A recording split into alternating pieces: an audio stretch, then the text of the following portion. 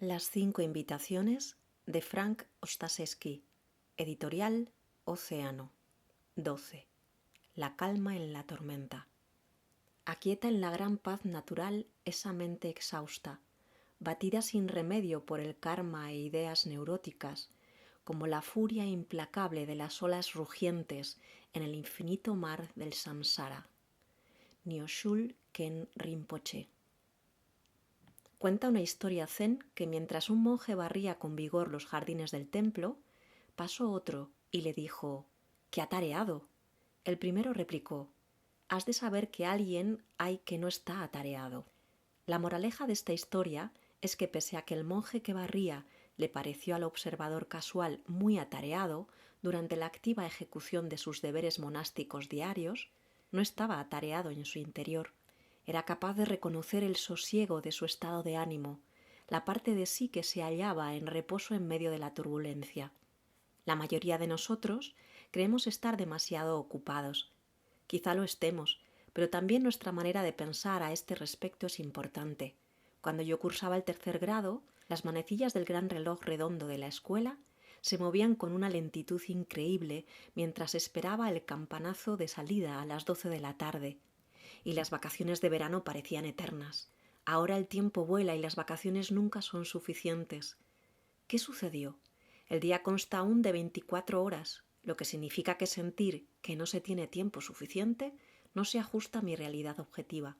Lo que ocurre es que cuando estoy inmerso en una mentalidad de escasez de tiempo, voy de tropiezo en tropiezo de manera inconsciente, me vuelvo prisionero de mis pensamientos, caigo atrapado en una cárcel que forjé yo mismo. Y ni siquiera me doy cuenta de que la puerta de la celda no está cerrada con llave. Me bastaría con decirlo para abrirla. Buscar un lugar de reposo no consiste en añadir una tarea más a tu ya larga lista de pendientes. Tampoco significa tomar una siesta más larga durante tu jornada de trabajo, aunque esto podría ser útil. Es una decisión, una determinación de estar alerta, de poner tu conciencia en este momento. Ser multitareas es un mito que solo sirve para atrapar nuestra atención y agotarnos, y que a la larga no resulte agradable ni productivo. Admitámoslo. Ninguno de nosotros posee ese superpoder. Solo podemos vivir un momento tras otro. Mahatma Gandhi dijo una vez: «No me gusta ver el futuro, me interesa ocuparme del presente. Dios no me dio control alguno sobre el momento que viene». Esta idea genera frustración en nosotros. Nos gustaría hacer malabarismos con platillos y pelotas y vivir 2 sueños al mismo tiempo. Cualquier otra cosa nos parece aburrida. Dormiré cuando esté muerto, decimos. En consecuencia, nos volvemos adictos a la agitación, confundimos el descanso con la improductividad y la pereza. No hay tiempo que perder, chillamos mientras corremos de una actividad a la siguiente. Sin embargo, hacemos todo eso en un estado continuo de conciencia parcial, en el que suponemos que hacemos más cuando en realidad vivimos menos. El teléfono inteligente, nuestro compañero más fiel, es un ejemplo ilustrativo de esa mentalidad. Una encuesta reciente entre residentes de San Francisco reveló que en un día cualquiera la mayoría de la gente interactúa con su teléfono más que con otros seres humanos. La mitad de los encuestados admitió que usa su teléfono para huir de la interacción social y casi un tercio dijo sentirse ansioso cuando no tenía acceso a su aparato. ¿Recuerdas cuando se vendían computadoras con el argumento de que producían más tiempo libre y mayor interconexión humana? Quiero que me devuelvan mi dinero.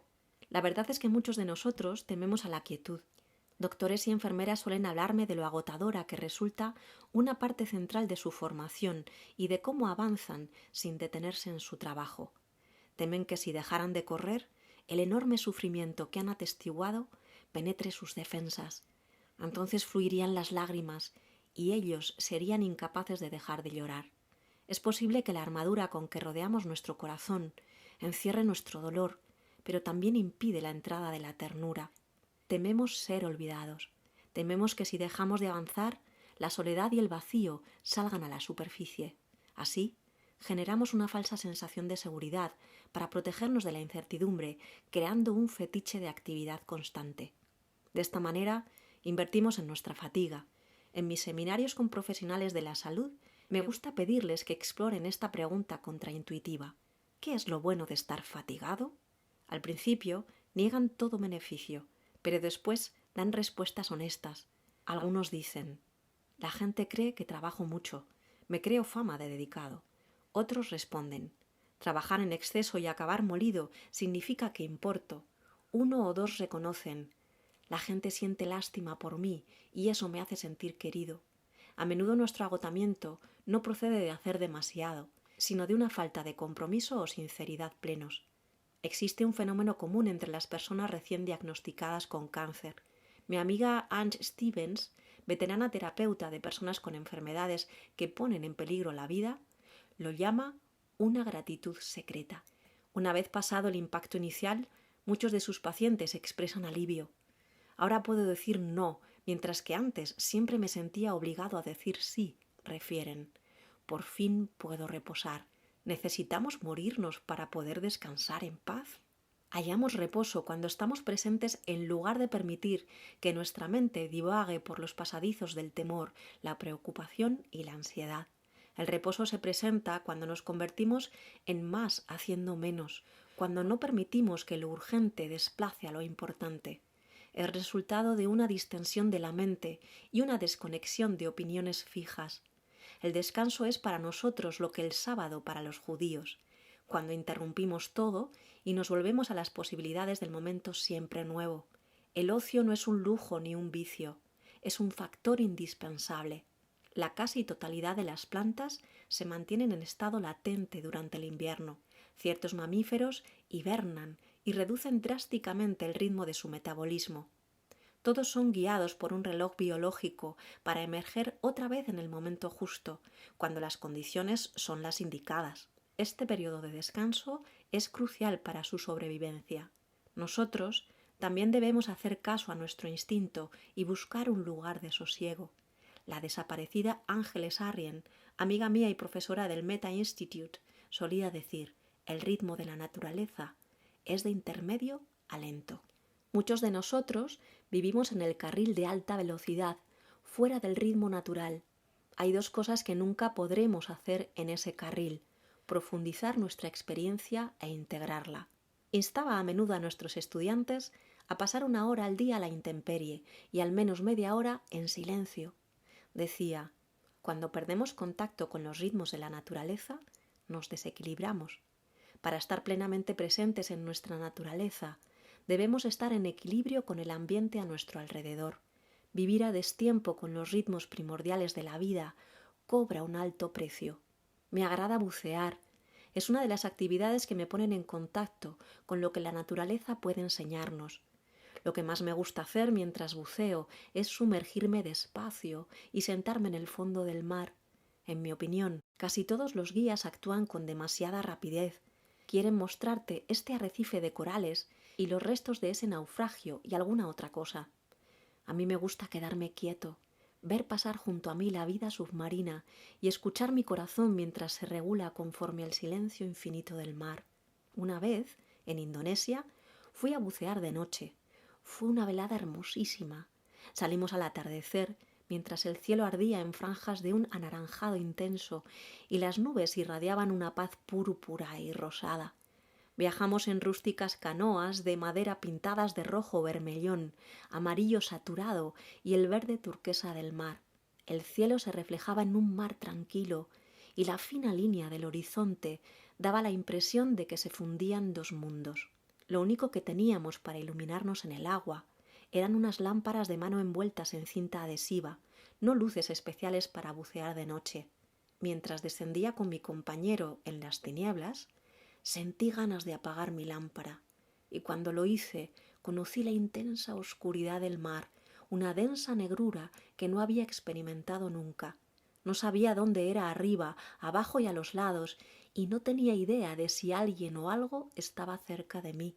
Sentí una contracción en el pecho, al tiempo que experimentaba una oleada de ansiedad, pero la sensación pasó pronto, como la pesadilla de un niño.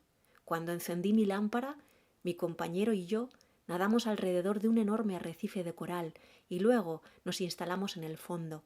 Este estaba más tranquilo que de costumbre. Aun los peces parecían hallarse en reposo. Mientras el océano nos envolvía, tuve una imperturbable sensación de paz, tan vasta como el cielo nocturno. Al final de la sensación, cuando se nos acabó el tiempo y nos quedaba poco oxígeno, iniciamos nuestro ascenso a la superficie. Al emerger de una sesión de buceo tienes que moverte despacio y hacer una pausa de vez en vez para no vomitar.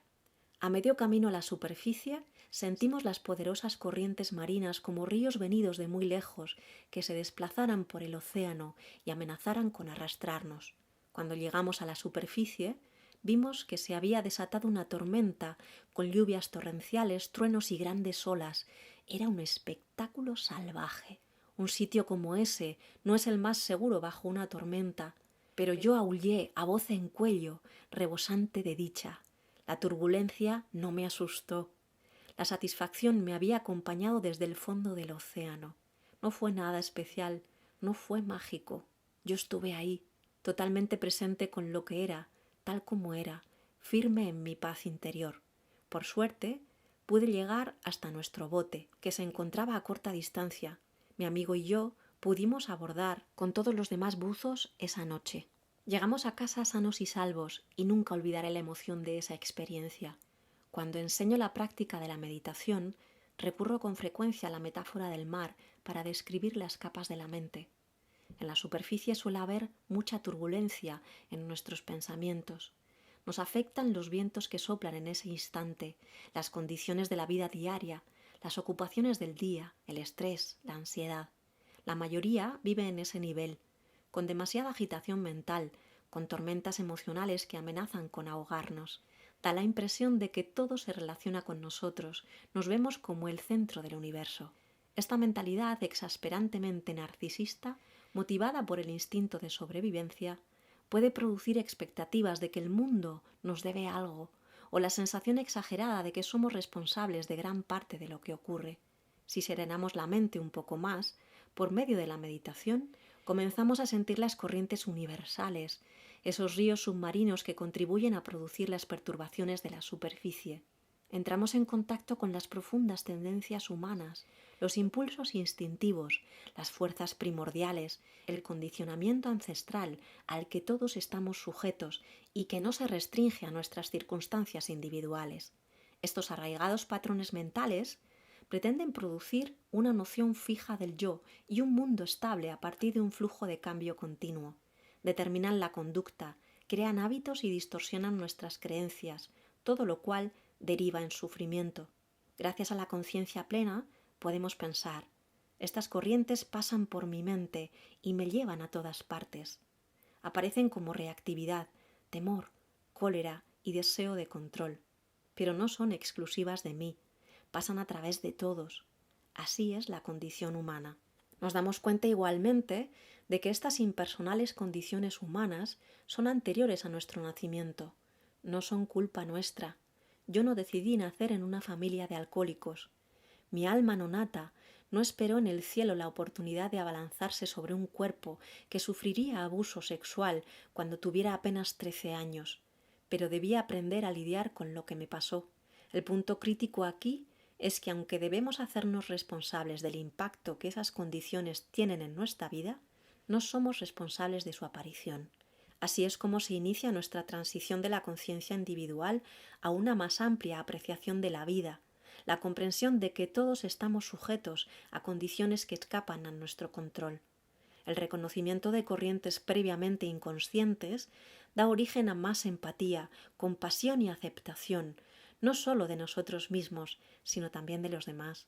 Si nos sumergimos más todavía bajo la superficie de la mente, hallamos una calma inmensa. Advertimos que aunque la condición humana nos atraviesa siempre, nadie nos obliga a dejarnos llevar por ella, por esas corrientes universales. No huimos de este modo de las vicisitudes de la existencia. Simplemente buscamos un lugar natural de reposo, como si nos sentáramos en el fondo del mar y observáramos los movimientos de la mente y el corazón como peces que se desplazan a toda prisa por el arrecife. Cuando reposamos en esa conciencia abierta, nos liberamos del hábito de dominar las circunstancias y perseguir el control como medio para evitar la pena y obtener el placer. Tenemos más espacio, más libertad de la reactividad. No negamos, justificamos ni racionalizamos. Permitimos. Cuando las cosas son de esa manera, sabemos que son de esa manera. Cuando son de aquella otra, sabemos que son de aquella otra. Esta es una forma sutil pero comprometida y valiente de apreciar la profunda verdad de lo que significa ser humano. Aunque esto parezca complicado, comienza con la conciencia básica y la puesta en práctica de rutinas simples. Una vez trabajé con un ejecutivo de una multimillonaria compañía de tecnología. Él experimentaba drásticos síntomas de estrés, irritación de la piel, problemas intestinales e insomnio. Pasaba casi todo el día en una sala de juntas sin ventanas, donde se reunía con diversos equipos de trabajo encargados del desarrollo y lanzamiento de nuevos productos. Los equipos iban y venían, pero él salía rara vez de la sala. Nuestro punto de partida fue el muy sencillo acuerdo de que haría una pausa cada hora para ir al baño. Gradualmente añadimos algunas respiraciones profundas y conscientes durante las reuniones y un atento recorrido por el pasillo que conducía a los sanitarios. Más tarde, el gabinete del baño se convirtió en su sede temporal de meditación. Ahí se reencontraba con su centro de calma, tras lo cual volvía tranquilamente a sus reuniones de negocios. Si tenemos la esperanza de hallar una quietud verdadera, debemos ver con claridad las corrientes que nos perturban. Pero el reconocimiento es apenas el principio. Para hacer un cambio genuino, tenemos que llegar más profundo y comprender las formas específicas en que se nos ha condicionado a lo largo de la vida. Podremos atacar entonces las causas de fondo de nuestra angustia o falta de sosiego interna. En la tradición budista existe una imagen conocida como la rueda del samsara. Samsara se refiere al ciclo de muerte y renacimiento con el que el mundo material está indisolublemente ligado. La rueda es una metáfora que ilustra el ciclo continuo de condiciones que nos hacen girar una y otra vez. El motor que impulsa a la rueda se conoce como los 3 venenos. Son las causas de fondo de nuestro sufrimiento: ansia, codicia, aversión, odio e ignorancia, ilusión. En un principio, la palabra veneno puede parecer fuerte, hasta que percibimos el alto contenido tóxico de esos estados aflictivos y la forma en que contaminan nuestra mente y obstruyen nuestra apertura natural. Aún así, yo prefiero un modo más contemporáneo y visceral de llamar a esos obstáculos universales: demanda, defensa y distracción. Así los denominó Martin Aulard, el maestro budista del centro de retiro Moulin de Chèvres en Francia, en una conversación que tuvo conmigo. La demanda o ansia, el primer veneno, es la necesidad de que los objetos de nuestro deseo nos brinden una satisfacción duradera para que nos sintamos realizados, íntegros y completos. Es la tendencia a aferrarse rígidamente a alguien, algo o alguna idea. La demanda genera voracidad interior, la cual nos hace perseguir siempre una meta inalcanzable: un nuevo empleo, una nueva pareja o hijo, un nuevo coche o casa, un nuevo cuerpo, una nueva actitud. Creemos equivocadamente que nuestra felicidad depende de que cumplamos esa meta, de que obtengamos lo que queremos. Sin embargo, el problema es que, aun si lo obtenemos, descubrimos que no podemos recibir una satisfacción perdurable de nuestro logro o posesión, porque todo en la vida está sujeto a la ley de la temporalidad. Las circunstancias cambiarán o nos acostumbraremos al nuevo papel, cosa o persona en nuestra vida, y entonces será inevitable que nuestro placer se desvanezca. Trágicamente, la demanda lleva inherente la noción de que lo que está aquí y ahora, lo que tenemos hoy, no basta. Quizás sintamos esta ansia en nuestro cuerpo como un tirón enérgico, el desesperado deseo de algo que compense nuestra sensación subyacente de deficiencia. El segundo veneno, la defensa o aversión, puede aparecer como enojo, odio, acoso, soledad, intolerancia o temor. Por lo común nos resistimos, negamos y evitamos sentimientos, circunstancias y personas desagradables, independientemente de lo que no nos guste o no queramos. La defensa nos atrapa en un círculo vicioso de búsqueda de conflictos y enemigos en todas partes. Refuerza nuestras percepciones erróneas de que estamos separados de todo y todos. En términos de energía, notamos este impulso en nuestro cuerpo como lo contrario al tirón. Es un rechazo. La ironía es que lo que rechazamos suele acometernos con más fuerza todavía. La distracción o ignorancia es el tercer veneno. Nos ciega a la forma en que la realidad opera, lo que da origen a la tendencia a jalar, demandar y a empujar a defenderse de la vida. Tenemos una percepción equivocada de la verdadera naturaleza de las cosas, las cuales son interdependientes y temporales. Nos perdemos por ello en un circuito de distracciones como recurso para desentendernos de nuestro dolor.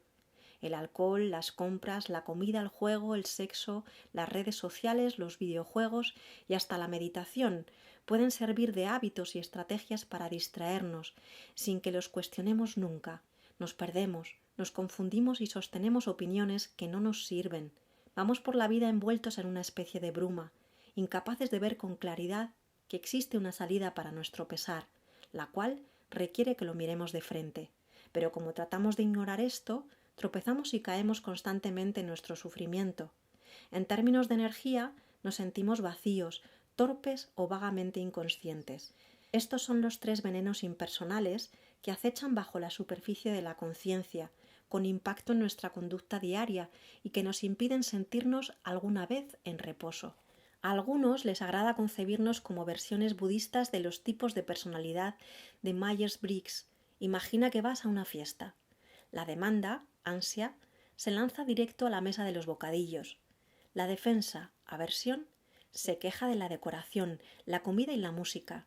Y la distracción, ignorancia, se pregunta si está en la fiesta correcta. Esta es una manera simple de identificar esas condiciones impersonales que determinan la personalidad. En general, aunque sentimos estas condiciones, preferimos no admitir el control que ejercen sobre nosotros. Son las corrientes universales que agitan nuestra mente como pequeños barcos en el mar. El antídoto contra esos 3 venenos es la conciencia plena. Se sana conociendo esos estados aflictivos de demanda, defensa y distracción, y comprendiendo que impactan todos los momentos de todas las experiencias. El sufrimiento no ocurre al azar, no es un castigo por nuestros defectos personales, ni un signo de debilidad moral. Es la consecuencia natural de ignorar la verdad de las causas y condiciones siempre tornadizas de la vida, y nuestra inclinación natural a ansiar, evitar o distraernos no desaparecerá por pretender que no existe. Al contrario, debe ser vista y comprendida. Cuando nos demos cuenta del enorme pesar que causa, estaremos menos dispuestos a seguir sus órdenes. En la tradición budista decimos: los obstáculos se vuelven el camino. Nuestros pasos en falso, cuando demandamos, nos defendemos y nos distraemos, son puertas a la belleza innata de nuestro ser interior. Cuando nos permitimos reposar en nuestra apertura natural, llegamos a conocer bien esos venenos y a advertir su impacto perjudicial en nuestra vida. Una vez sin anteojeras, ya no nos dejamos engañar. Vemos con una conciencia clara nuestro condicionamiento e identificación con esos venenos, y entonces despertamos al hecho de que nuestro sufrimiento estuvo motivado, desde el principio, por la tendencia a ignorar la verdad. Este es un momento de liberación. La verdad que fue ocultada, pero que siempre estuvo presente, nos pone ahora en libertad. Es un poco como cuando la vista puede cambiar en forma casi imperceptible al paso del tiempo y difuminar nuestra percepción de la belleza. Nos ponemos anteojos y de repente vemos sin distorsión. La magnificencia del mundo resulta más obvia para nosotros. Además de reconocer los 3 venenos, también es útil cultivar el equilibrio para moderar sus poderosas fuerzas y transformarlas en algo más positivo. Por ejemplo, podemos desarrollar nuestra generosidad y ecuanimidad innatas para equilibrar nuestros impulsos de demanda y hallar satisfacción.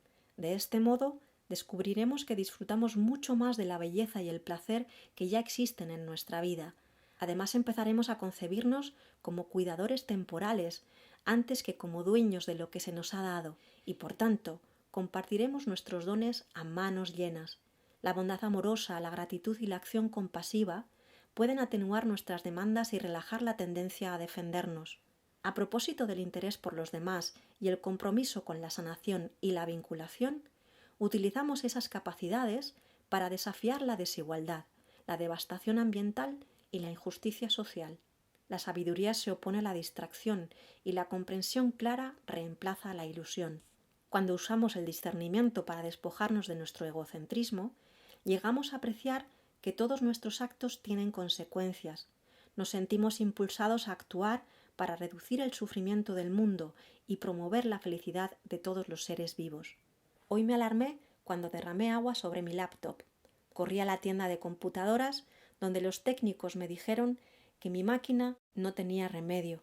Tuve que comprar una nueva y reinstalar todos mis archivos. A lo largo de la primera hora Me sentí muy estresado. Mi primera reacción fue la defensa. Quería hacer a un lado esta experiencia. Mientras me sentía víctima de la pequeña línea azul que señalaba cuánto tiempo requeriría la instalación, pensé: 5 horas. Eso es mucho tiempo. Y más tarde... Un momento. ¿Qué? ¿Faltan 14 horas? ¿Qué pasa aquí? Esa pequeña línea azul era enloquecedora. Me sumergió un rato en una realidad alterna en la que la tecnología era mi enemigo. Culpé de la descompostura de mi computadora a mi ansiedad y frustración, porque desencadenó el creciente temor de que no cumpliría mis plazos previstos. En ese momento me detuve, respiré profundo varias veces y busqué un lugar de reposo en medio de la agitación. Me di cuenta de que me relataba a mí mismo una historia basada en mis preferencias, oponiéndome sin sentido a lo que pasaba. Con un simple cambio de mentalidad pude contrarrestar con gratitud mi instintiva reacción de defensa. Reconocí que en realidad era muy afortunado. La noche anterior había recordado respaldar mi computadora, así que no perdí mucho trabajo. Además, dispuse de recursos económicos para comprar de inmediato una computadora nueva. No siempre es así, y quién sabe si lo será en el futuro. Me recordé que debía apreciar mis dones ahora, en este momento. Todo estaba bien. Mi corazón se llenó de gratitud. Me sentí presente de nuevo. Había redescubierto mi serenidad. Dominar nuestra mente en perturbadora actividad es como domar a un caballo salvaje. No es fácil, pero tampoco imposible. El caballo se tranquiliza poco a poco y puede